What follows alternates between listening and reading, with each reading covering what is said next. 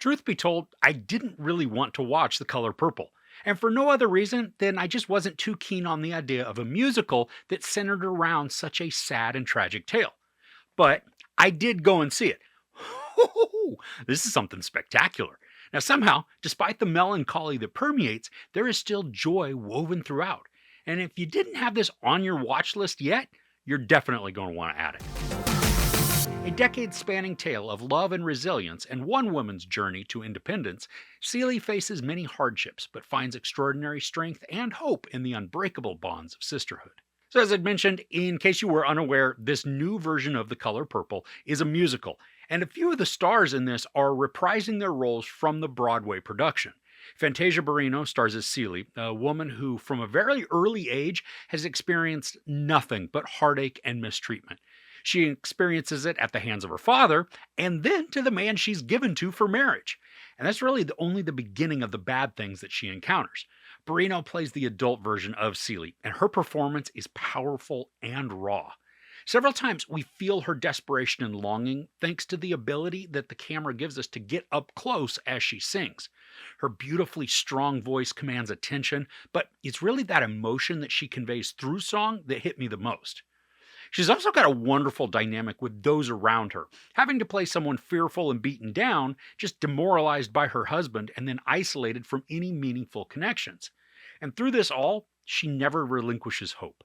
She has two children that were taken from her, and she holds fast to the idea that she'll see them sometime again. Colman Domingo plays Celie's husband, Mr.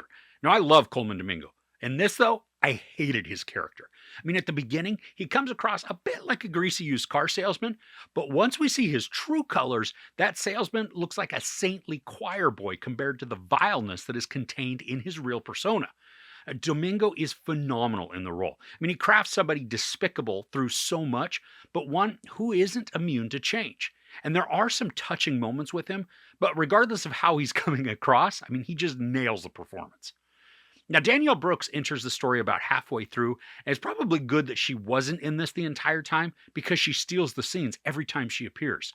She's tough, opinionated, snarky, and then wickedly funny. There's one moment where she's quietly emoting just utter sadness, and then in the flip of a switch, she had me belly laughing. I mean, she's infectious with her character, providing sense to nonsensical situations while also being endearingly charismatic. Now, Brooks's character is married to Corey Hawkins, one of Domingo's kids before he acquired Celie. And there are three kids when Celie joins the family, but then oddly, two kind of just disappear from the narrative altogether. Now, I didn't notice it at first, but then once I did, I couldn't shake the idea that they just kind of written two out silently.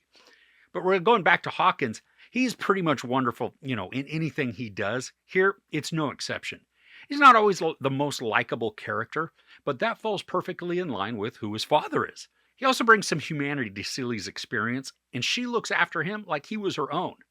Now, another standout in this is Taraji P. Henson. She's a famous singer who comes back to visit and then befriends Celie. Their relationship is somewhat predictable at times, but it's still enjoyable and empowering, especially for Celie. And I love the confidence that Celie gains from being around Henson's character of Shug.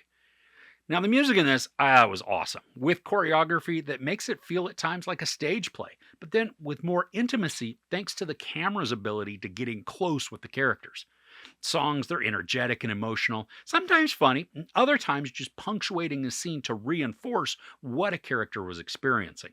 The costume designs and set pieces, they're immersive and enveloping, creating both isolation and wonder. And the locations, they're mainly lonely and detached from the rest of the town, but we still get to experience interactions through key moments, typically highlighting character growth or creating a situation that will create momentum to keep the story moving. And there are times when I felt the length of the movie. I mean, I think the times when it seemed most obvious was when we were in moments of just deep sorrow or pain. Now, these scenes, they're necessary and wonderfully executed, but because we're taken through so many different emotional ups and downs, the downs had a way of slowing the pace in order for us to feel what the characters were feeling. Visually, this movie is also stunning.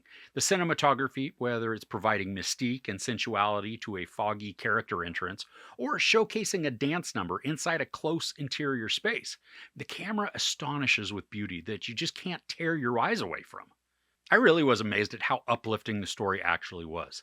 Now, I anticipated a lot of the sadness simply due to the oppressive life that Celie experienced, but this balanced the sadness with joy, and even though I teared up at points, I also laughed out loud many times and ultimately left the movie in an inspired and happy mood, thanks to the conclusion that provides closure as well as growth.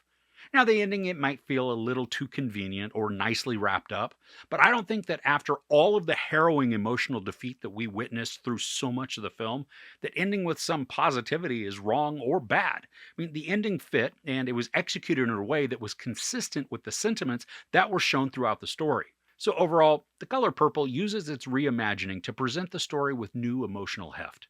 The performances are phenomenal, led by the ultra talented Fantasia Barrino. Her voice is powerful, delivering passionate gut punches, while also delivering a performance that grows from beaten to triumphant.